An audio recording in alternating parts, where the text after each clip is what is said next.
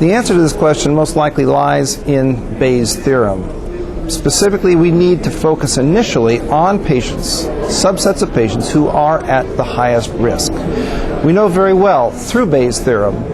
that application of imperfect screening techniques to large populations eventuate in very high numbers of false positives and false negatives that end up being nothing more than a waste of time and money.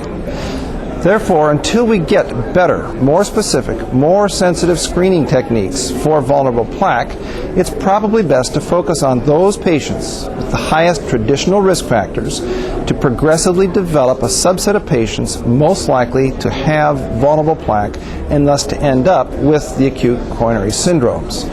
Once again, screening the entire population is likely to do nothing more than to give these screening tests a bad name. We know very well from the experience with treadmill testing, thallium scintigraphy, with other imperfect testing methods, that applying these to large populations of patients whose risk is very low, the test performance degrades markedly and once again does nothing more than to waste time and to waste money, in many cases causing unnecessary worry in terms of false positives, but at the same time to miss patients who are at substantial risk through false negatives.